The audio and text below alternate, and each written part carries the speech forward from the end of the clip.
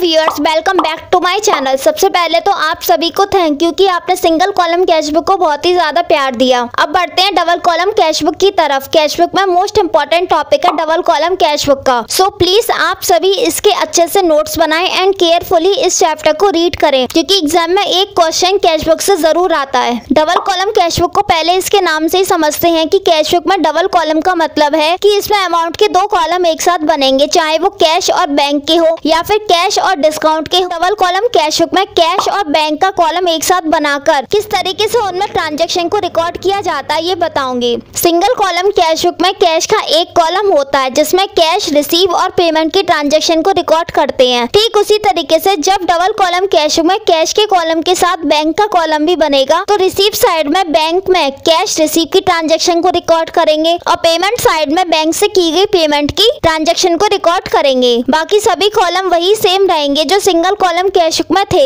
अब double column cashbook में कुछ नई चीज है। वो नई चीज क्या है कि इसमें आपको कुछ बातों का ध्यान रखना है जिन्हें मैं अभी बताऊंगी। फर्स्ट पॉइंट है, अगर बिजनेस स्टार्ट हो रहा है तो जरूरी नहीं है कि कैश में पैसा आए। बैंक बैलेंस के साथ भी बिजनेस स्टार्ट हो सकता है। अगर बिजनेस कैश के साथ स्टार्ट हो रहा है तो कैशबुक में इसे लिखेंगे टू कैपिटल अकाउंट के नाम से। अमाउंट कैश की कैश के कॉलम में लिखेंगे। लेकिन अगर क्वेश्चन में बिजनेस स्टार्ट की कोई भी ट्रांजैक्शन नहीं है और उसकी जगह पर बैलेंस इन हैंड या टू बैलेंस बीडी यानी कि रोकड़ बाकी लिखा हुआ है तो फिर आप यहाँ पर टू कैपिटल नहीं लिखेंगे, इसकी जगह पर आप टू बैलेंस बीडी लिखेंगे। जैसे सिंगल कॉलम कैशबुक में भी मैंने आपको बैलेंस निकाल कर दिखाया था बाई बैलेंस सीडी के नाम से, फिर उसी बैलेंस को रिसीव साइड में टू बैलेंस बीडी के नाम से लिखा था। ये वही चीज है। इसका मतलब है जो पिछले महीने का बैलेंस है या फिर पिछले साल का बैलेंस है उसे हम आगे लेकर आ रहे हैं और इस महीने या साल का काम शुरू कर रहे हैं। अब एक बात का ध्यान रखना है कि कैश का बैलेंस यानी कि टू बैलेंस बीडी हमेशा रिसीव साइड में ही लिखा जाएगा,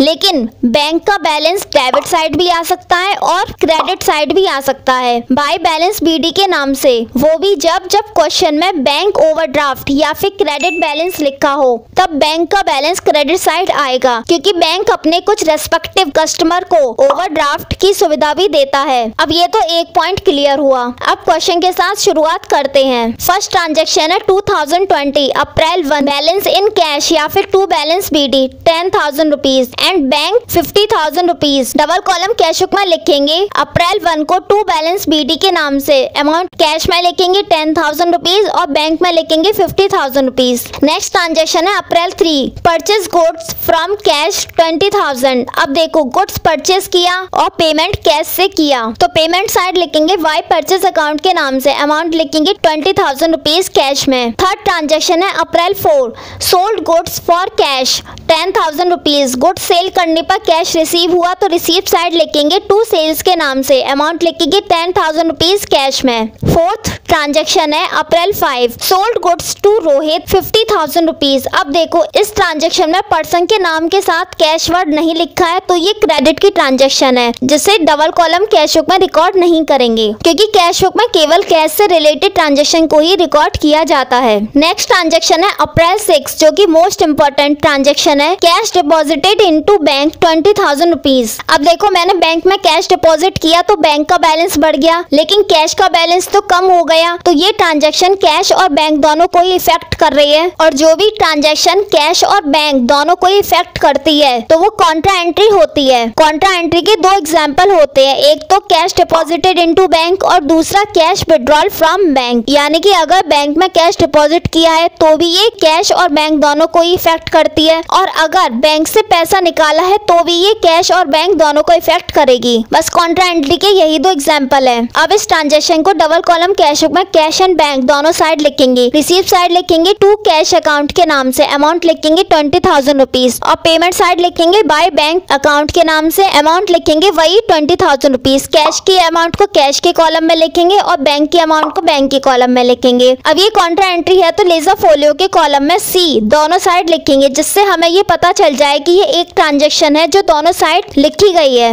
नेक्स्ट ट्रांजैक्शन है April 10, paid to Ravi by cheque. जब भी चेक से पेमेंट करते हैं तो हमेशा बैंक से बैलेंस कम होता है। पेमेंट साइड लिखेंगे by Ravi 10,000 rupees. Next transaction है April 11, sold goods to Mohan and cheque receive 80,000 rupees. अब इस ट्रांजैक्शन में आप एक चीज समझो कि इस ट्रांजैक्शन में ये नहीं लिखा है कि ये चेक बैंक में डिपॉजिट हो गया है, और जब तक चेक बैंक में डिपॉजिट नहीं होता तब तक बैंक का बैलेंस नहीं पड़ता। तो आपको ऐसी ट्रांजैक्शन के बाद अगली ट्रांजैक्शन को चेक करना है कि मोहन से रिसीव चेक बैंक में डिपॉजिट हुआ है या फिर नहीं। जैसे नेक्स्ट ट्रांजैक्शन है अप्रैल 15, Mohan check deposited into bank. अब मोहन से चेक रिसीव हुआ 11 अप्रैल को और उसी चेक को डिपॉजिट किया अप्रैल 15 को, तो बैंक का बैलेंस अप्रैल 15 को बढ़ा होगा, अप्रैल 11 को नहीं। अप्रैल 11 को तो बस मैंने चेक लेकर रख लिया होगा, ना तो इससे कैश बढ़ा और ना ही इससे बैंक बढ़ा, तो अप्रैल 11 को इसकी कोई भी ट्रांजैक्शन रिकॉर्ड नहीं होगी। और अगर क्वेश्चन में चेक डिपॉजिट की कोई भी ट्रांजैक्शन नहीं है तो आप 11 तारीख को यह एज्यूम कर लेते कि मोहन से चेक रिसीव हुआ और उसे उसी दिन बैंक में डिपॉजिट कर दिया, और आप 11 तारीख को ही ट्रांजैक्शन को कैश बुक में रिकॉर्ड कर देते। अब फिलहाल ऐसा नहीं है, अप्रैल 15 को लिखेंगे टू चेक इन हैंड या फिर टू बैलेंस बीडी के नाम से 80,000 रुपीज, और अगर इसी ट्रांजैक्शन को 11 तारीख में रिकॉर्ड करना होता तो वहाँ पर टू चेक इन हैंड की जगह पर टू मोहन लिखते। नेक्स्ट ट्रांजैक्शन है cash withdrawal from bank 50,000 rupees. Bank से पैसा निकाला तो बैंक का बैलेंस कम हुआ और कैश का बैलेंस बढ़ गया, तो ये कॉन्ट्रा एंट्री हुई। ट्रांजैक्शन रिकॉर्ड करेंगे पेमेंट साइड में वाई कैश अकाउंट के नाम से, रिसीव साइड लिखेंगे टू बैंक अकाउंट के नाम से, अमाउंट लिखेंगे 50,000 रुपीज और लेजर फोलियो के कॉलम में सी लिख देंगे। अब इन सभी ट्रांजैक्शन को लिखने के बाद इसका बैलेंस निकालेंगे। Hope you guys enjoying the class and hit the like button and most important subscribe to my YouTube channel.